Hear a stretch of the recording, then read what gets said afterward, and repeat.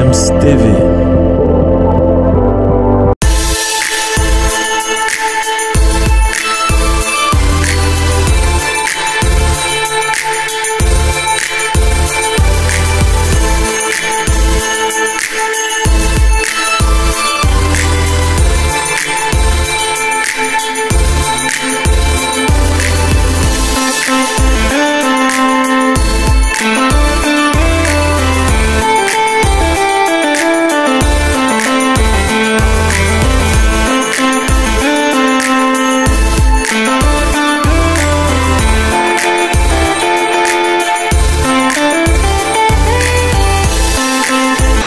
Sur GFM TV, c'est un plaisir de vous savoir nombreux à l'écoute de ce programme. Vous êtes sur Classico de ce jeudi. On parlera de deux sujets marquants du football africain. D'abord, on va décrypter la finale de la Coupe de la CAF qui a opposé vendredi dernier Renaissance Sportive Berkane du Maroc à Orlando Pirates d'Afrique du Sud avec la victoire à la clé des hommes de Florent Ibenge. Le premier cercle de l'entraîneur congolais en club, bien sûr, hein, le premier cercle continental. Donc, on va essayer de débriefer avec notre invité, que je vais d'ailleurs dévoiler l'identité tout à l'heure. Et puis, après, on parlera aussi de l'équipe nationale du Sili de Guinée, le Sili de Guinée avec Kaba Diawara qui a sorti sa liste de 23 joueurs. On va essayer, n'est-ce pas, de débriefer cette liste-là et de voir qu'est-ce qu'il a apporté de nouveau et qui est-ce qui est sorti de cette liste, surtout que Kaba Diawara a été confirmé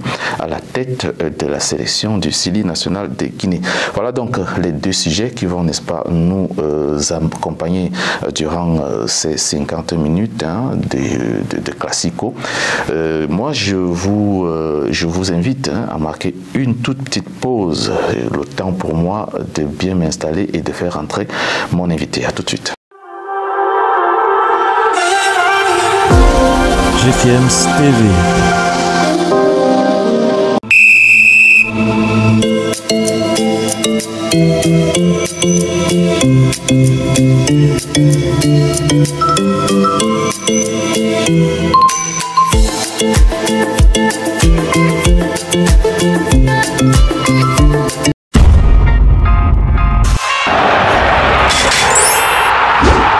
Alors bonjour à tous mes amis du Maroc. Je suis Thiago Silva, je suis le président de la Youth Sport Academy à Porto et je vais partir pour Maroc, Casablanca pour le grand événement de la détection. J'espère pour vous. Merci.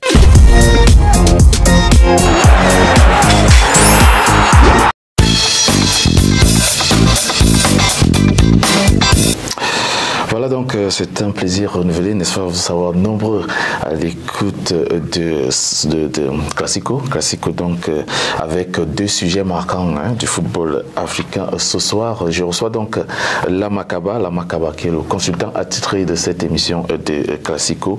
Mais avant de venir sur vous, Monsieur Kaba, on va d'abord évoquer cette brève information sur le tournoi de détection du groupe DFIEMS, qui organise un tournoi de détection à Casablanca. Ce sera du 1er au 7 juin prochain, donc dans quelques jours. Il faut noter que ça s'active du côté des participants.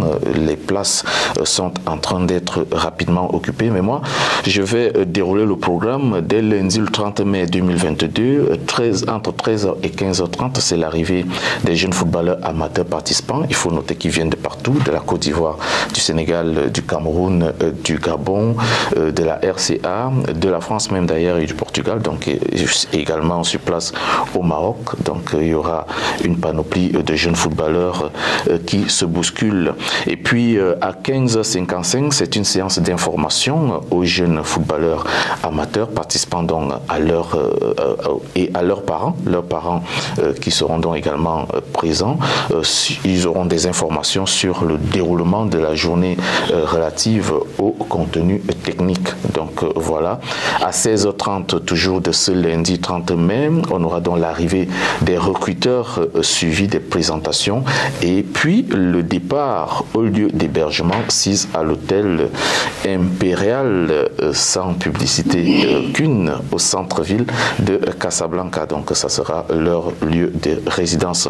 Et puis ensuite, donc, on aura pour mercredi 1er le début du stage de détection dès 14h. Ça sera donc entre 14h et 17h. Donc pratiquement 3 heures, n'est-ce pas, de phase pratique des matchs. Donc de tous ces jeunes qui ont donc accepté de venir tenter leur chance. Ça sera donc du 1er au 7 juin, notez bien la date, à Casablanca. Nous y reviendrons. Alors, terminer avec cette présentation. Bonjour Monsieur Kaba. Bonjour Bertrand. Encore une fois, très bien. Encore une fois, vous êtes parmi nous. C'est un plaisir d'être à DFM TV et le plaisir, il est toujours énorme d'être là et de débattre du football africain et parler des actualités. Et voilà, pour l'intérêt de tous. C'est un plaisir d'ailleurs renouvelé, toujours de vous recevoir ici. On va très rapidement entrer, mais pas dans ce sujet, mais dans un autre. Je vais vous permettre d'intervenir sur Kylian Mbappé qui a renouvelé avec le Paris Saint-Germain. Kylian Mbappé, vous savez, c'est une marque du football français et peut-être même mondial.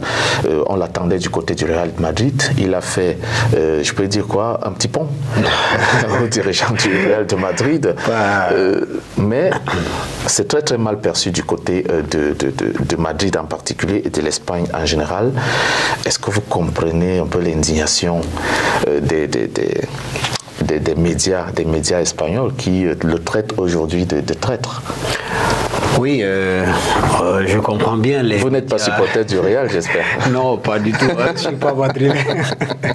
Je vois que les Madrilènes tous sont stressés parce qu'aujourd'hui, il faut le reconnaître, que le jeune Kylian est forcé de constater qu'il devient aujourd'hui une institution parce qu'aujourd'hui, avec son âge, avec tout ce qu'il réalise, avec tout ce qu'il a réalisé déjà dans le monde du football, il faut reconnaître que ce jeune-là, il a vraiment une immense responsabilité aujourd'hui dans le football français et dans le football mondial en général parce que il y a de la jeunesse qui va s'inspirer de ce bonhomme, il y a beaucoup qui vont imiter ce bonhomme, donc je pense que le Real, il y a de quoi être déçu de ne pas voir Kylian Mbappé débarquer, mais moi personnellement je m'y attendais à ce qu'il re-signe parce qu'aujourd'hui le symbole du football, le symbole du championnat français réside dans les performances de Kylian Mbappé.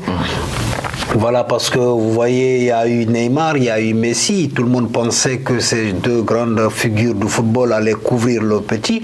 Mais malgré tout, il a encore tenu à mettre en évidence son talent, à mettre en exergue toutes ses compétences pour montrer aux yeux du monde que c'est vrai qu'il est jeune, mais c'est un talent, c'est un désormais monument du football mondial. Alors il faudrait vraiment que les gens y respectent ça. Je suis d'accord que les médias espagnols se mettent à le critiquer, mais je n'ai pas entendu Kylian Mbappé sur ce sujet dire voilà, écoute, je viendrai au Real de Madrid. Il ne l'a jamais confirmé. Il est resté dans le flou et pour tout le monde. Et alors aujourd'hui, s'il a re-signé, il a prolongé, n'oubliez pas qu'il y a des personnalités qui aimeraient voir Kylian Mbappé dans l'intérêt du championnat français à rester à Paris, et parce que c'est vraiment une marque de fabrique. Et tant mieux pour Paris Saint-Germain et bon courage pour le Real. Voilà, donc Mbappé reste au Paris Saint-Germain. On l'aura donc en Ligue 1 et en Champions League avec le club de la capitale française. Nous, on va donc entrer dans le vif de notre sujet pour parler de cette finale qu'on a d'ailleurs eu le plaisir de suivre. Une grande finale d'ailleurs. Une grande finale d'ailleurs qui nous a laissé à notre le suspense jusqu'au bout. Parce qu'on allait jusqu'au tir au but entre Renaissance Club de Berkane et Orlando Pirates Pirates d'Afrique du Sud. Florent Ibenge qui arrive au Maroc un an après et remporte un titre continental. Est-ce une consécration ou encore une surprise ou alors... Félicitations à Bengue. C'est le lieu de le féliciter. Hein. Ce n'est que le travail qui a payé, ce n'est que le courage et l'audace qui a payé, parce que ce monsieur, il a été courageux, il a tenu à aller dans le sens d'affronter un destin qui était posé et d'affronter une situation. Et il est venu s'engager avec ce club de Berkane qui ne fait que de bonnes choses depuis quelques années et qui continuera, je pense, à faire des très belles choses avec Bengue. Félicitations à lui et vous comprendrez encore aisément que c'est toujours le sorcier noir, comme on l'a dit la dernière fois. Voilà, dans notre précédente émission et tout. Voilà, et il est temps pour qu'on passe un cap, qu'on considère les coachs africains qui ont eu leur temps en Afrique, qui se sont formés ici, qui ont apporté de renouveau dans le football africain. Ce n'est que remercier le travail d'équipe que Florent Bengue et son staff ont pu faire à Berkane, parce que ce n'était pas une chose facile, parce qu'il y avait en face une grosse équipe d'Orlando Pirates qui n'a pas abdiqué, qui a joué son football, qui a mis son expérience en valeur, mais très malheureusement, il faut qu'il y ait un gagnant, c'est la finale, et Bengue l'a remporté avec son équipe. Félicitations à lui. Revenons donc sur les faits de match. Florent Ibenge a mis en place un 4-3-3 logique, classique, pour faire face à cette équipe de Orlando Pirates qu'on a vu aligner un 4-2-3-1, donc avec deux sentinelles devant la défense. C'était un peu un bloc. Et durant cette rencontre, on a eu face à deux équipes dont une était solide défensivement, je veux parler de l'équipe de Florent Ibenge, et une autre qui avait, n'est-ce pas, un jeu un peu basé sur les côtés avec des relances. Est-ce que vous pensez que Ibenge a eu le temps, n'est-ce pas, de visionner les matchs d'Orlando Pirates et s'est dit, bon voilà, je vais gérer cette équipe en mettant une base solide défensive? Ben, c'est une évidence, Bertrand, c'est une évidence. Aujourd'hui, le football exige cela, exige de voir le passé des équipes dans certains matchs et dans des contextes différents pour avoir tiré une leçon de ce qui va se passer, de prévoir ce qui peut arriver. Et c'est ce que toutes les équipes d'ailleurs ont fait, qu'il s'agisse d'Orlando Pirates, qu'il s'agisse de Berkane. Toutes les deux équipes l'ont fait, je sais pas, les gens, le staff technique a pris soin de décortiquer la manière, la façon, les systèmes possibles au cours, parce que le système ça peut changer au cours du match. Et c'est ce qu'on a vu dans ce match. Vous avez vu le bloc au premier pas, le bloc dans les 15-20 premières minutes, vous avez vu le bloc de Bengue, comment Berkane était installé, comment ils ont attendu, comment ils ont pris la patience. Et c'est ce qui a d'ailleurs beaucoup fatigué Orlando Pirates, parce que ils n'ont pas prévu que l'attente allait être du côté de Berkane. Ils ont pensé plutôt à l'offensive, parce que vous constaterez avec moi qu'il y a un 4-3-3. Donc ça veut dire que déjà l'annonce de l'option offensive était là. Donc les gars, ils n'ont pas compris très tôt, mais je pense que déjà il faut féliciter ce système classique que Bengue a mis en place. Les deux équipes se sont fait balloter un peu dans le dernier quart d'heure de la première mi-temps, mais je pense que Orlando Pirates avait plus d'avantages dans la première mi-temps avec des occasions, beaucoup d'occasions, mais malheureusement, un bon gardien, Prépa et Lorch n'ont pas été tranchants. Sinon, ils auraient pu ouvrir le score à la première mi-temps, mais malheureusement pour eux, ça n'a pas été le cas, et le club de Berkane a bien résisté avec une défense en bloc à 4 et appuyé par 3 presque milieux défensifs. Parce que les 3 qui sont là ont joué pratiquement ensemble avec un changement d'élan, un changement d'élan physique à chaque fois. Et c'est ce qui a vraiment donné du fil à retordre à l'adversaire qui n'a pas pu ouvrir le score à la première mi-temps. Oui, justement, cette complémentarité qu'on a observée du côté de l'équipe de Berkane, et aussi on a quand même remarqué que Issoufou Daho, le Burkinabé, était toujours là pour jouer la couverture à chaque fois que Ismaël Mokadem, qui joue sur l'axe avec lui était en marquage. Est-ce qu'on peut aussi évaluer ce style de jeu par la communication qui existe dans cette équipe de Berkane? Bon, non seulement la communication y est, là, mais aussi n'oubliez pas que ils ont un axe central très solide. Parce que d'ailleurs, moi personnellement, c'est quelqu'un qui m'a surpris. Il m'a surpris, il a sorti un grand match. C'est comme un professionnel de haut niveau, et il faut attendre quelque temps, et ce joueur il ne sera plus à Berkane. Je ne pense pas qu'il puisse le conserver, parce que cette communication et cette conduite, c'est comme si c'était le conducteur de la défense, et il amenait à repousser les attaquants, et c'est lui encore qui revenait pour donner de la stabilité. C'était le réfrigérateur de la défense. Kwame Prépa, il a eu du fil à retordre. Oui, parce que le monsieur, non seulement Ismaël était là à la garde, mais aussi Dayo n'a pas laissé un seul espace pour déséquilibrer sa défense, et il était là en couverture, il a joué le réfrigérateur, et c'est bravo à lui, et je le félicite s'il me regarde dans cette émission, le Classico. Lorsqu'on est un entraîneur comme Florent Ibenge l'a fait en jouant très bas en début de rencontre, on a eu, n'est-ce pas, cette multitude d'occasions de but de l'équipe de Orlando. Est-ce qu'il n'y avait pas une peur de se dire, voilà, même en jouant bas, je peux prendre un but, et comment je vais faire pour réagir? Pourquoi est-ce qu'il a maintenu cette option-là toute la première mi-temps, de se laisser dominer, de laisser le ballon à Orlando Pirates? Mais si vous avez suivi le parcours de Bengue, il a toujours joué comme ça. Bengue a toujours ce système classique. D'abord, il a une priorité défensive, et après, il attaque avec des faux ailiers qui sortent des attaques rapides et des attaques rapides.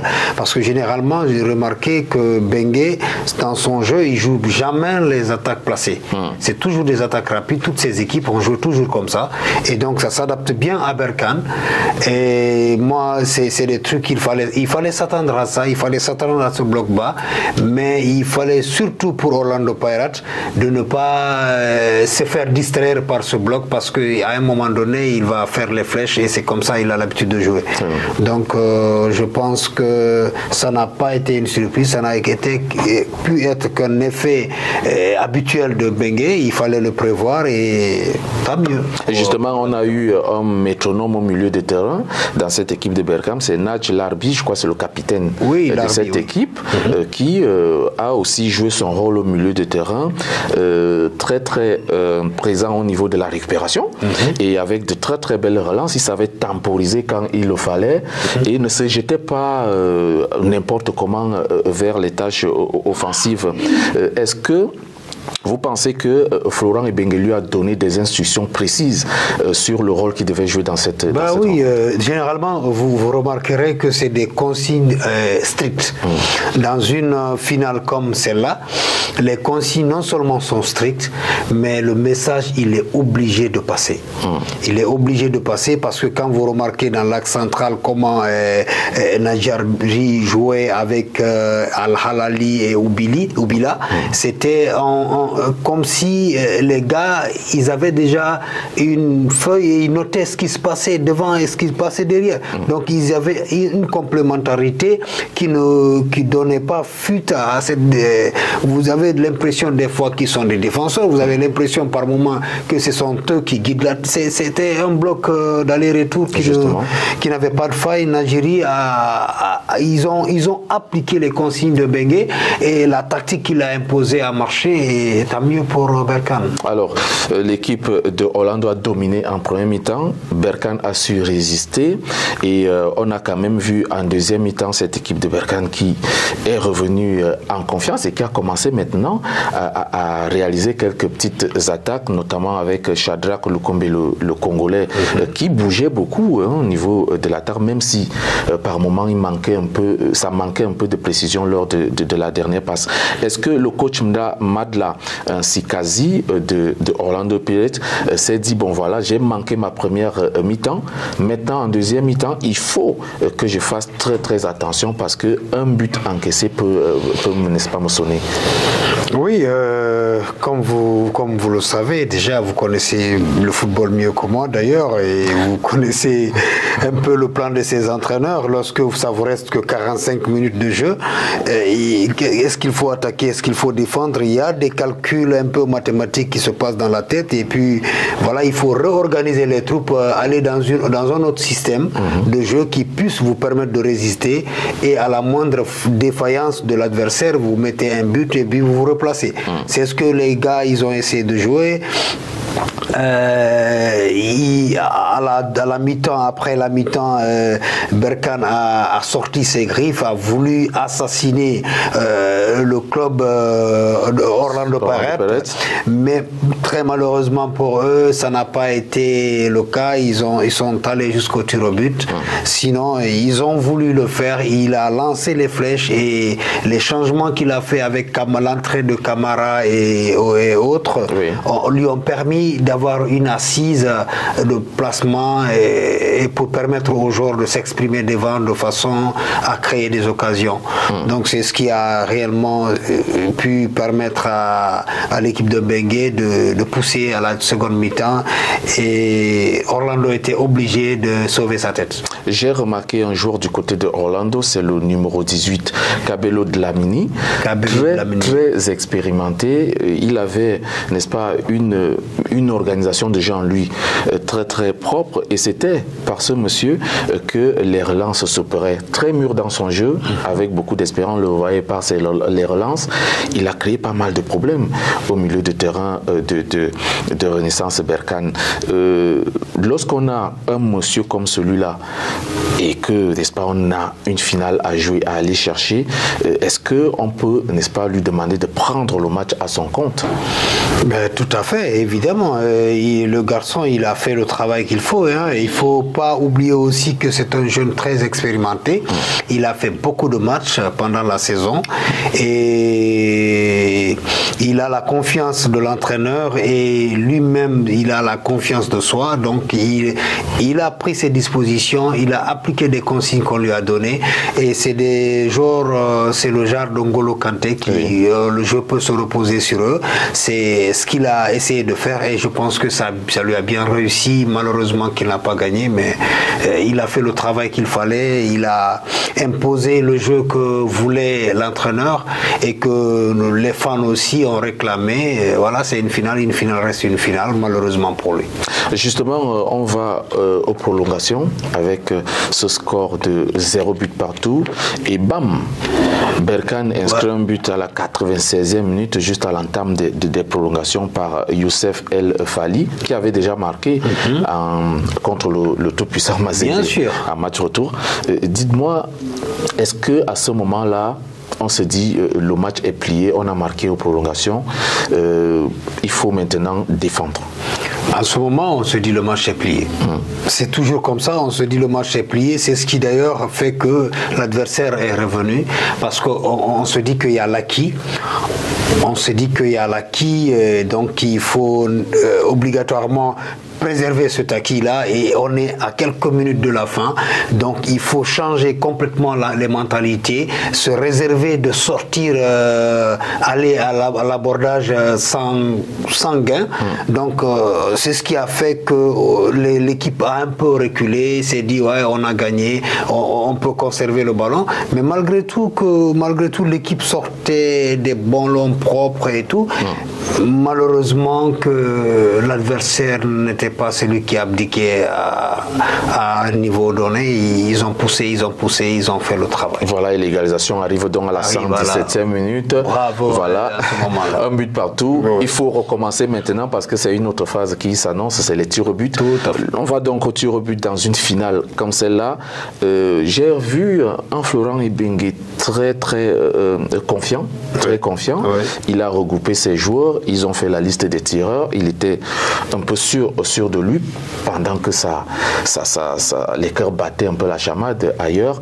Est-ce que c'est le fait d'être expérimenté, un entraîneur qui a joué la CAN avec l'équipe du Congo, qui a joué le CHAN, qui a joué aussi déjà 2 fois les finales de compétitions continentales? C'est avec tout ce bagage-là qui fait que voilà, un entraîneur comme celui-là reste serein et se dit je peux tout au moins aller arracher la victoire au tir au but. Oui, c'est l'impact des grands entraîneurs. C'est à un niveau donné, ils sont relax, c'est des playboys, c'est des gens qui sont habitués à ces séances. Donc des deux côtés d'ailleurs, parce que les tirs au but restent les tirs au but. Pelé disait qu'il n'y avait pas un bon gardien pour les pénaltys avec des mauvais tireurs. Alors, avec cette expérience, beaucoup se font une idée des pénaltys. Et voilà, ça arrive que vous échouez, même les meilleurs joueurs ont échoué. Et voilà, c'est parti à une finale de 50-50.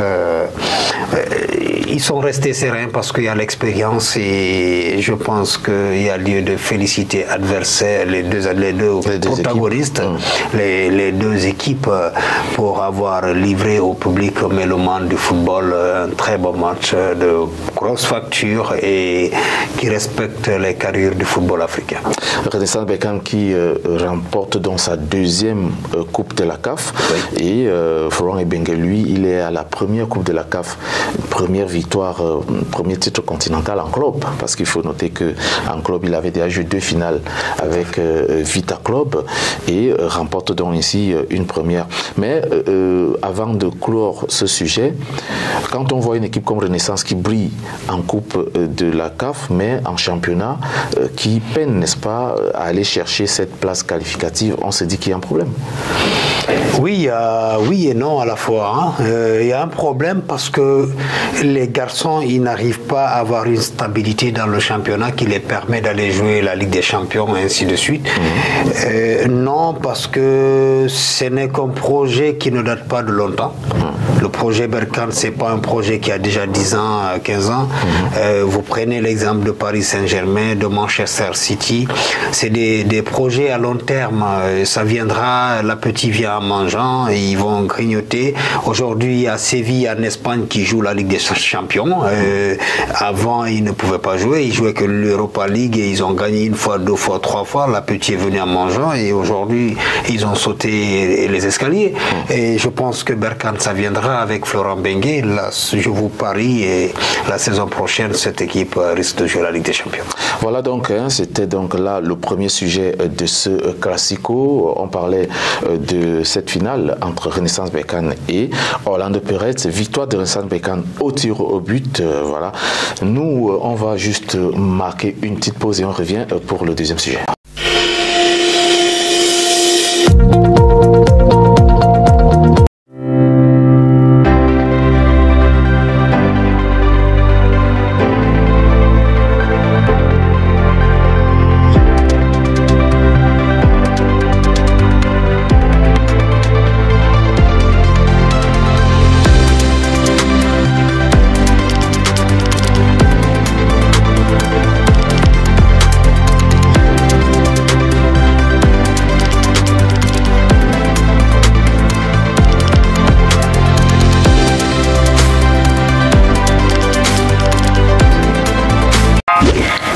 عليكم. اليوم معكم جي فيلمز. اليوم جبت لكم فرصة العمر بتحقيق الحلم ديالكم.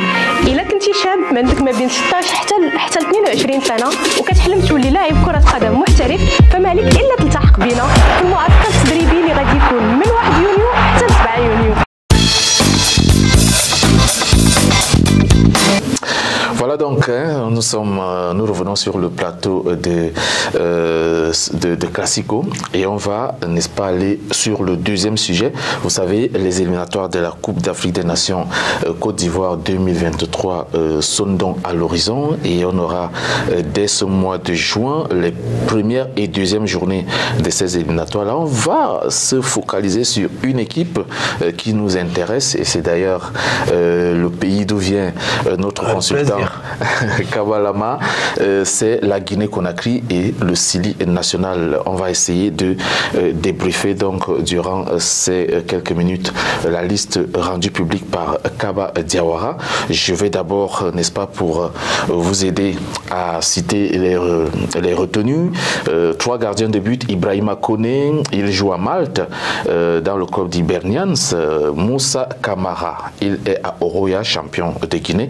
Il y a Bangali Sila, il est au centre de formation de l'AS Saint-Etienne. Et puis comme défenseur, on a Antoine Conté, il est en Roumanie dans le club de Universitaire Craiova. Et puis il y a Julian Ranvier qui joue à Kasimpasa en Turquie. Mohamed Ali Kamara joue à Young Boys Berne. Saïdou Sow, il est à Saint-Etienne. Il y a Mokhtar Diakabi qui est du côté de Valence en prêt parce qu'il est normalement le joueur de Leipzig. Il y a Isiaga Silla qui joue à Toulouse. Sekou Oumar Silla, lui, il est à Cambourg aux Pays-Bas. Comme milieu de terrain, on a donc Amadou Diawara de l'AS Roma, Mori Konaté de Saint-Trond en Belgique, Ibrahima Cissé de Royal FC Sereng, Moriba Kourouma de Valence, Seydouba Cissé de Legan en Espagne, Agibou Kamara de l'Olympiakos Piraeus, c'est en Grèce, Naby Keita, on le connaît, c'est Liverpool du côté de l'Angleterre, et puis les attaquants, c'est Alkali Momo Cissé qui joue au Wisła Cracovie en Pologne, Morgan Guilabourgui qui est du côté de Paris Football Club en Ligue 2 en France, Tierno Barry, lui il est du côté de Tenerife en Espagne, Bafodé Dansoko joue en Belgique dans le club de Denze, Mohamed Bayo, on le connaît également avec son club Clermont, il a fait une très belle saison avec 32 matchs en Ligue 1, 14 buts, c'est à féliciter. Et puis il y a Serhou Guirassy qui est du côté de Rennes, lui aussi on l'a vu en œuvre. Voilà un peu la liste de Kaba Diawara. Moi je vais me tourner vers notre Kaba, c'est Lama, qui va essayer de nous dire dans cette liste, est-ce que vous avez remarqué des surprises? Oui, comme toujours, sur les listes de nos sélections, il y a toujours des surprises, il y a toujours des imprévus qui disent pas leur nom et tout. Voilà, et c'est devenu notre coutume. En quelque sorte, c'est devenu notre coutume. Nos sélections sont faites à des bases subjectives. Il n'y a pas d'objectivité parce que vous vous imaginez qu'un joueur qui fait toute une saison où on doit faire 40-50 matchs, que vous fassiez que 3 matchs, 2 matchs et que vous vous retrouvez dans la sélection, je pense que c'est... Vous voulez parler de qui? Je veux parler de Janvier, Julien Janvier qui n'a pas fait plus de 4-5 matchs dans le championnat turc. Je parlerai aussi de Tierno Barry qui est de côté de l'Espagne qui n'a pas fait 3, 4, 5 matchs dans la saison. Et c'est quand même révoltant pour des joueurs comme le petit Guinéen qui joue à Oroya. Oui, Morlaï Silla. Morlaï qui a fait une saison pleine, qui est même en quelque sorte l'avenir du football. Voilà, l'avenir du football guinéen partout. Il a été d'ailleurs élu, je pense, vice-meilleur joueur du champion de la CHAN passée et tout. Donc c'est quand même dommage de voir des joueurs qui n'ont pas eu de temps de jeu dans leurs différents championnats se retrouver sur une liste d'une sélection qui est ambitieuse, qui a envie de se qualifier dans une phase finale d'une Coupe d'Afrique ou de la Coupe du Monde. Justement, comment comprendre que les critères de sélection sont tout à fait connus? Il faut que tu joues dans ton club déjà régulièrement et que tu fasses des performances. Tout à fait. Parce qu'on cherche les meilleurs joueurs de Guinée. On ne cherche pas juste des joueurs qui vont représenter la Guinée, mais qu'on retrouve des joueurs déjà qui sont même dans les centres de formation. Je remarque l'entrée de Bangali Silla qui est au centre de formation de AS Saint-Étienne, il ne joue même pas. Par contre, on a laissé ceux-là qui ont même participé à la dernière CAN. Bah oui, c'est quand même dommage, c'est toujours dommageable comme je vous l'ai toujours dit. Et vous savez, les Africains ne respectent pas l'Afrique. Et c'est ce qui est en train de se passer dans cette sélection. Désolé de parler comme ça, mais cette sélection, ce type de recrutement pour l'équipe nationale n'est ni en la faveur du peuple de Guinée, ni en la faveur du sport, parce que c'est vraiment des incohérences pas possibles. Vous ne pouvez pas aujourd'hui faire une sélection de 25 jours, 24 jours à travers le monde pour des joueurs qui jouent en D3, D2 en Europe et tout, ne pas prendre des joueurs qui jouent à Horoya, qui jouent à Hafia, qui jouent à Satellite, et ainsi de suite. Donc, autant mieux prendre des joueurs locaux que de prendre des joueurs qui n'ont même pas 3-4 matchs. Il faut encourager quand même l'excellence. Il faut encourager l'excellence. Il faut que les dirigeants de notre sport sachent que à la base nous faisons un travail et ce travail mérite une rémunération. Et la rémunération, c'est de porter ces joueurs-là dans les différentes sélections pour que ces joueurs puissent faire valoir leur talent et leur expérience de leur vécu dans le sport. Justement, on se pose des questions de savoir à quel moment est-ce qu'on verra donc ces joueurs qui jouent dans les championnats locaux, si on ne leur donne pas, n'est-ce pas, la chance de venir se frotter aux joueurs qui jouent en Europe. Maintenant, moi, je veux un peu essayer de poser une question. Est-ce que nos sélectionneurs, parce qu'il n'y a pas qu'en Guinée que ça se passe, c'est partout en Afrique, est-ce que nos sélectionneurs ont encore ce problème-là je dirais... voilà, comment est-ce que je peux appeler ça? Copinage. Voilà, oui, de copinage, ou encore l'influence du mot Europe. Est-ce que c'est ça qui fait un peu encore problème? Juste qu'un joueur soit en Europe et qu'il mérite déjà être sélectionné en équipe nationale. Dans notre cas, ça ne devait pas être ça. C'est vrai qu'il y a l'influence des médias, il y a l'influence des agents aussi. Des agents, ainsi de suite, qui se met en jeu.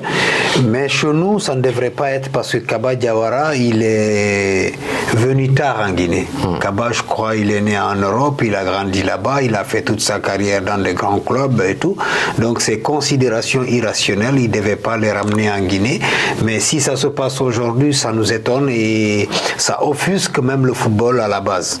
Parce que les voix se sont levées à travers ce qu'il a fait. Et il vient de faire un remue-ménage du staff de Sili, du staff technique de son staff technique, où il a enlevé tous les anciennes gloires du football guinéen.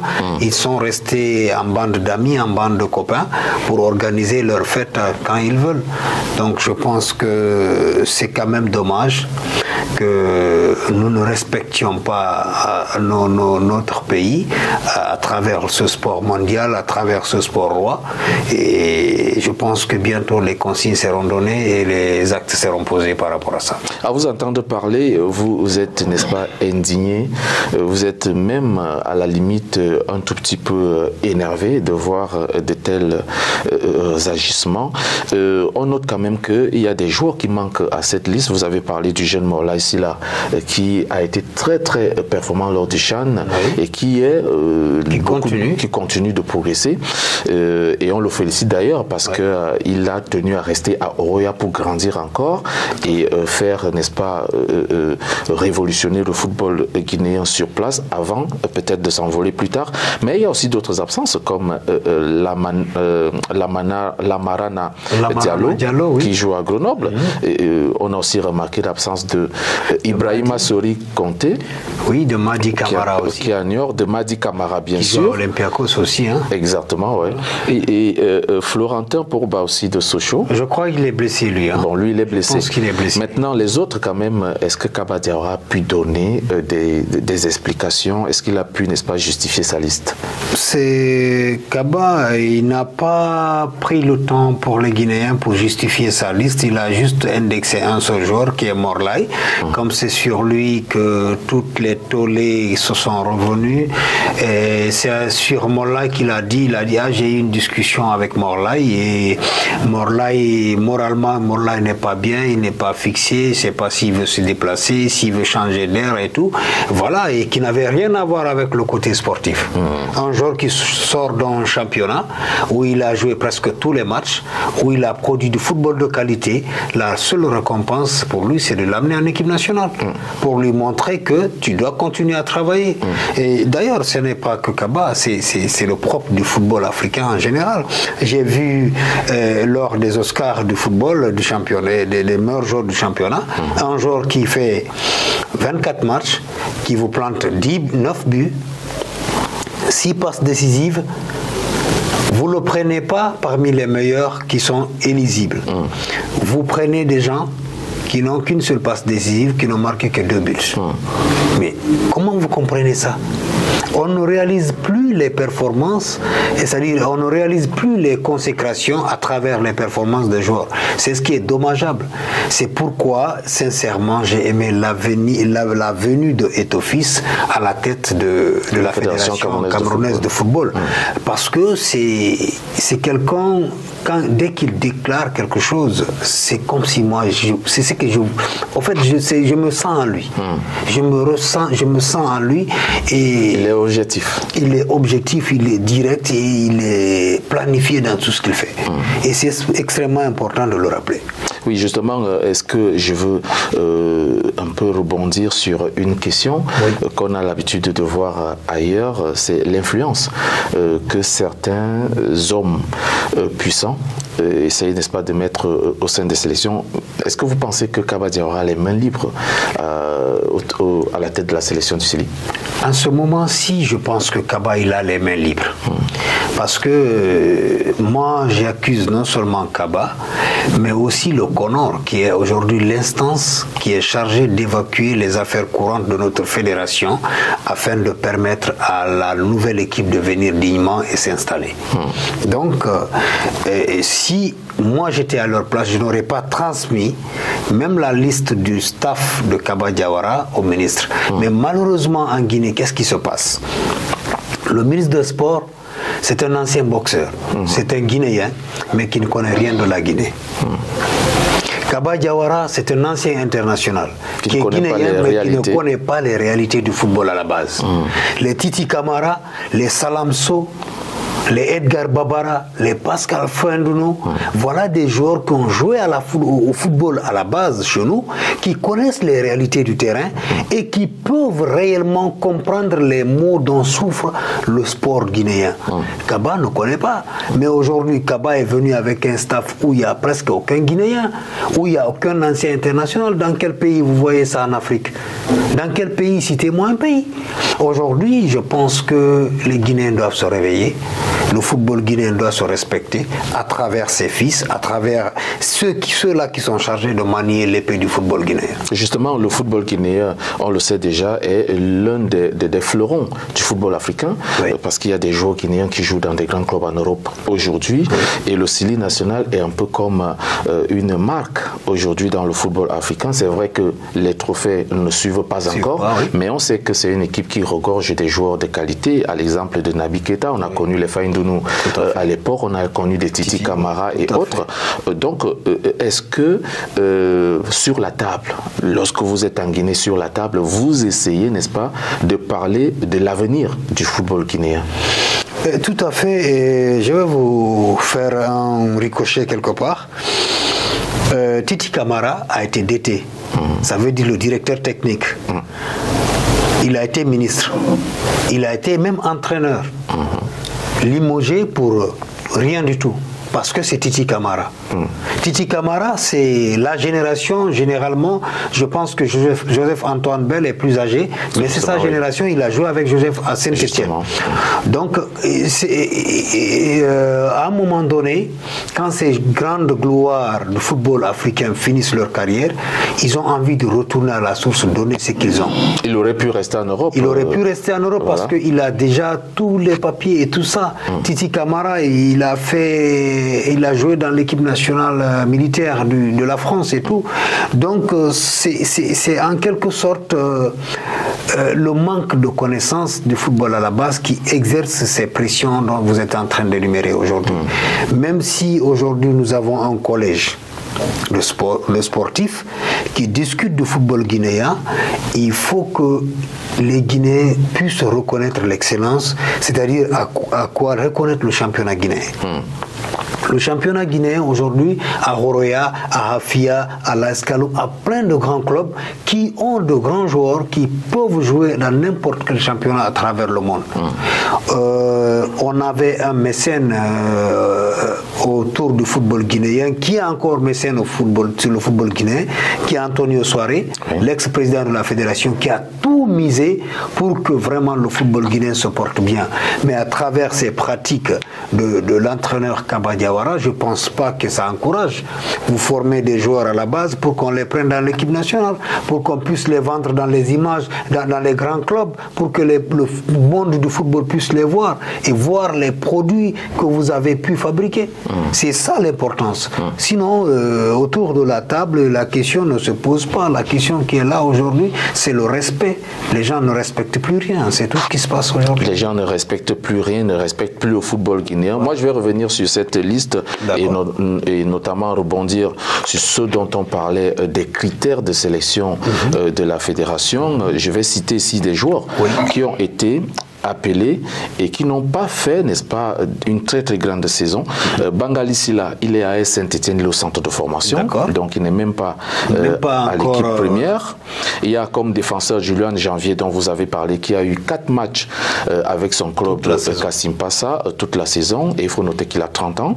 Et puis on va parler de Saïdou Sow, qui est blessé, donc convalescent, mais on se pose des questions de savoir pourquoi il prend le risque de l'appeler dans cet état, pourquoi il est dans le groupe. Et puis il y a Sekou Oumar Silla qui joue aux Pays-Bas, qui n'a joué que 5 matchs avec son club Cambuur.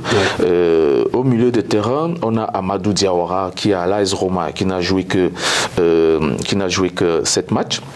C'est vrai qu'il est en série A, mais il n'a joué que 7 matchs, c'est très insuffisant pour le sélectionner.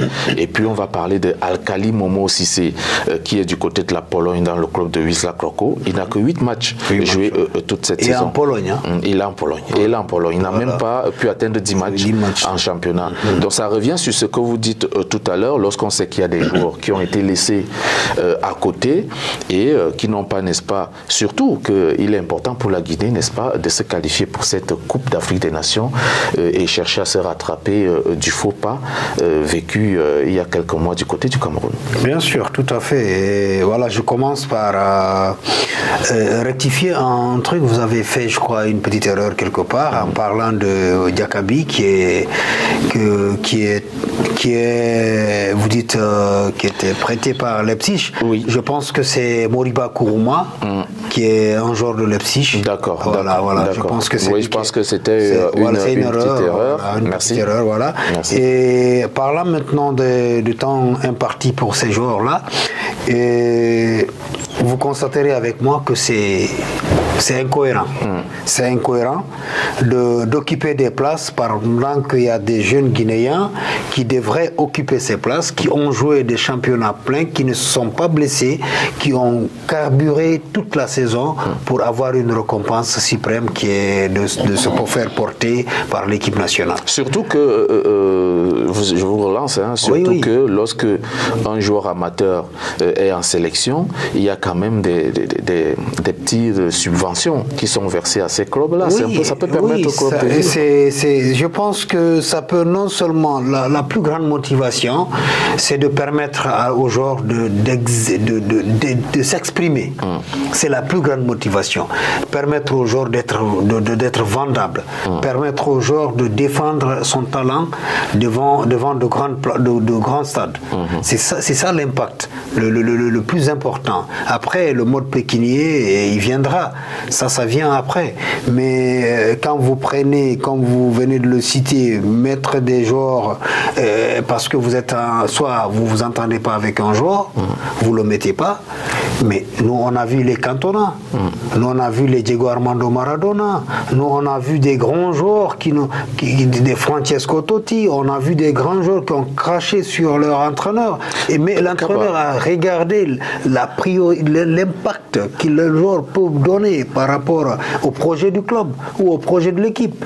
C'est ça la vérité. Mais Kaba ne s'entend pas avec certainement, ici comme les Madi et autres, mais ça ne doit pas venir jusque dans l'équipe nationale.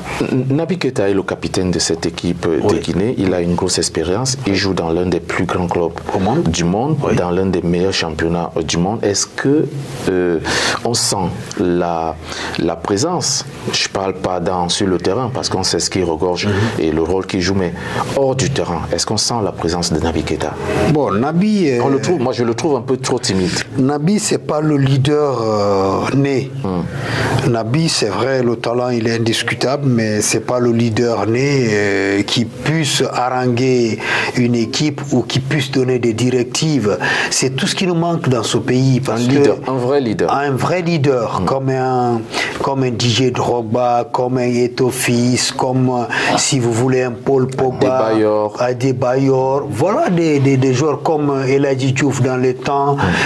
C'est des leaders nés, c'est des gars qui peuvent haranguer leurs amis. Allons au combat, prenez les armes, allez comme des Ramos. C'est de ça qu'on a besoin. Ce n'est pas parce que le joueur il joue à Liverpool ou il joue au Real de Madrid qu'il va être capitaine. C'est ce manque d'idées là, c'est ce manque d'analyse là qui aujourd'hui est en train d'affecter cette équipe. Justement, parce qu'il faut un leader dans un groupe comme celui-là. Il faut un leader. Voilà, pour faire un peu bouger.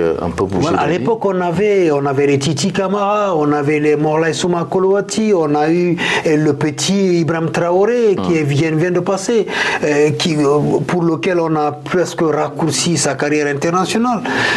Voilà des enfants voilà des jeunes qui étaient vraiment des leaders. Et Naby, c'est un jeune très timide. Il n'avait pas besoin de ce brassard. Il avait besoin que de jouer au football, rien qu'au football, pour amener l'équipe nationale en avant.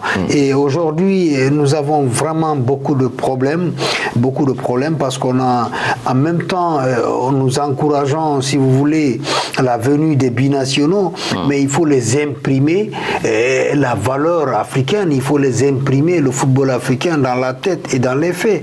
C'est parce que c'est ce qui est mieux important pour nous au jour d'aujourd'hui pour qu'on puisse avancer. Alors le match face à l'Égypte, face au Malawi, approche donc, ça sera lundi le 6 juin prochain. Tout à fait. Voilà, il faut, n'est-ce pas, aller chercher avant ce match, hein, il y a d'abord l'Égypte qu'il faut aller jouer, qu'il faut affronter. Ça sera le 2 juin prochain. Il faut absolument aller chercher au moins un point du côté du Caire face à cette équipe vice-championne d'Afrique. Dites-moi, lorsque vous voyez la configuration de cette équipe, pensez-vous qu'il y a les moyens d'aller faire un résultat du côté du Caire? 20% de chance pour la Guinée de rapporter un point du Caire.